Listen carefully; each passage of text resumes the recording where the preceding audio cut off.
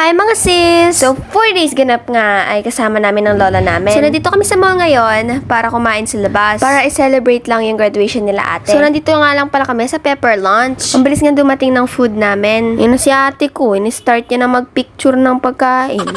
Ang in-order ko pala is beef yakiniku. Tapos yung kay ate CJ is garlic beef pepper rice. Then yung kay ate Jem and mama naman is beef teriyaki pepper rice with egg. Tapos yung kay lola ko naman is beef pepper rice. Katapos nga namin magpicture, hinalo-halo na namin yung beef. Baka kasi di maluto.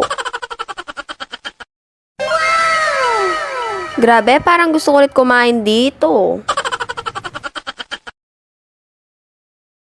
Di naman masarap guys, di lang halata. Charis.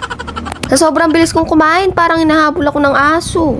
Di ko alam kung mabilis ako, mabagal lang talagang kumain sila mama. Tinatanong nga ako ng mama ko dyan kung masarap. Sabi ko hindi man. Nabitin pa nga ako, kumuha pa ako sa mama ko. Pero naubos niya. Hindi masarap, kinakain sa akin. Pati ate. Katapos nga namin kumain, na nagkwentuhan muna kami saglit. Nasapok pa nga ako dyan. Video daw ako ng video.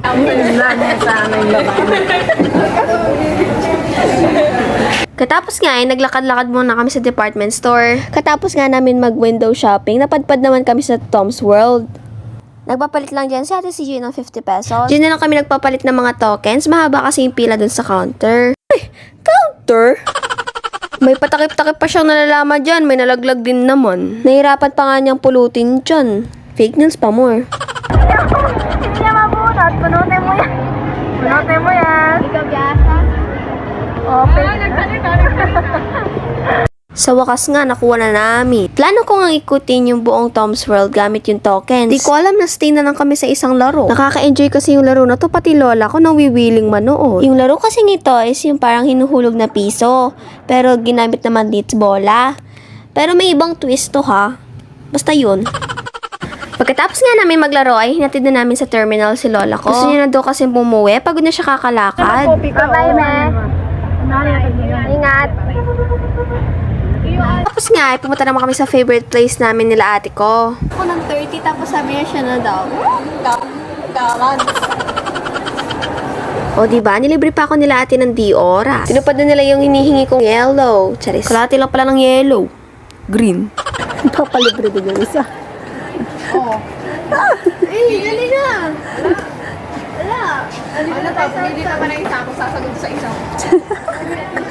Ate karipot naman. Hindi 200 lang. Maximum 200. Karipot na ate. Tapos ngayon, nagbayaran na kami. Hindi mo kaya, may 1K. Sana all.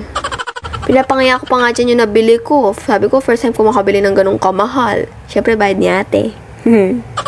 Katapos nga, pumunta naman kami sa Angel's Pizza para may mauwi na naman kaming merienda. Eh na nga sila ate, nag-order na. Ang tagal nila pumili. Buti na lang, wala silang kasunod na bumibili. Ito nga pala, yung mga napili naming flavor. Yung isa, sushi baked pizza. And yung isa naman, Hawaiian. Pagkatapos naman nga, bumili naman kami ng dinner sa supermarket. Yun lang, that's all for today. Bye!